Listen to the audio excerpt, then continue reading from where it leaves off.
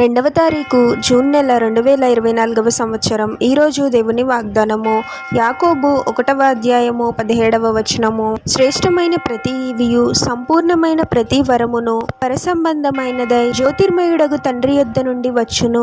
సహోదరి సహోదరులారా, ఒక తండ్రి తన బిడ్డకు కావలసినవన్నీ ఎలా సమకూర్చుతాడో మన పరలోకపు తండ్రి కూడా అంతే. మన అవసరతలు, మనకు ఏ సమయంలో ఏది కావాలో మనకన్నా ప్రభువునకు బాగా తెలుసు. అలాగే మన జీవితాలలో మనం పొందుకున్న ప్రతి శ్రేష్టమైన బహుమానము ప్రభు మనకు అనుగ్రహించిందే అనే విషయాన్ని మనం గ్రహించాలి. మన సొంత తెలివితేటల చేత, సొంత జ్ఞానము చేత, మన కష్టము చేత మనం పొందలేదు, కానీ కేవలము ప్రభు యొక్క కృపను బట్టే మనం పొందుకున్నాము అనే విషయాన్ని గుర్తించాలి. ఈ లోకంలో మనిషి జీవించేది కొన్ని సంవత్సరాలు మాత్రమే. శాశ్వతమైన జీవితము తర్వాత ఉంటుంది. ప్రభువే మన కోసము తన ప్రాణాన్ని అర్పించి మనలను నిత్య నరకాగ్ని నుండి తప్పించి నిత్య జీవము అన్న బహుమానాన్ని మనకు అనుగ్రహించాడు. గొప్ప రక్షణను మనకు కలుగచేశాడు. మనం కోరుకున్నవి, అనుకున్నవి అన్నీ మనం పొందలేకపోవచ్చు, కానీ మనకు ఏది కావాలో దానిని ప్రభువు తప్పకుండా తగిన సమయంలో అనుగ్రహిస్తాడు. మనుషులముగా మనకు ఇప్పుడు మంచి అనిపించినదే తరువాత మనకు చెడుగా మారవచ్చు, కానీ ప్రభు మనకు అనుగ్రహించే ప్రతిదీ ఎంతో శ్రేష్టమైనది, ఉన్నతమైనదిగా ఉంటుంది.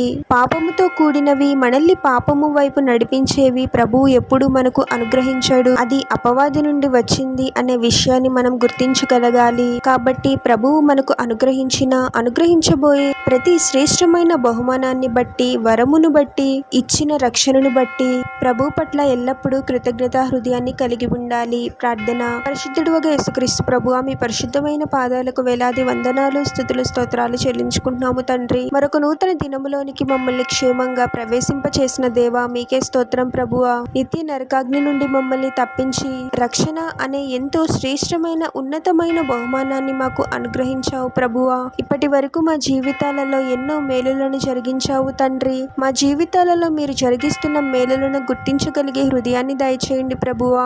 అపవాది యొక్క తంత్రములను గుర్తించగలిగే జ్ఞానాన్ని మాకు దయచేయండి తండ్రి. మా జీవితాలలో మీరు జరిగించే మేలులను, మీరు మాకు అనుగ్రహిస్తున్న ప్రతి శ్రేష్టమైన బహుమానాన్ని గుర్తించి మా జీవితకాలం అంతయు మీ పట్ల కృతజ్ఞతా హృదయాన్ని కలిగి ఉండేలాగున మమ్మల్ని దీవించమని, ఈ ప్రార్థనలో ఏకీభవిస్తున్న ప్రతి ఒక్కరిని పేరు పేరున దీవించి ఆశీర్వదించి అభిషేకించమని, వారు చేసే ప్రతి పనిలో మీరే వారికి తోడుగా ఉండి వారిని అన్ని కీడుల నుండి, అపాయాల నుండి మీరే వారిని రక్షించమని ఈ మా మనవులన్నీ యేసుక్రీస్తు వారి పరిశుద్ధ నామంలో అడిగి వేడుకొనుచున్నాము తండ్రి. ఆమెన్.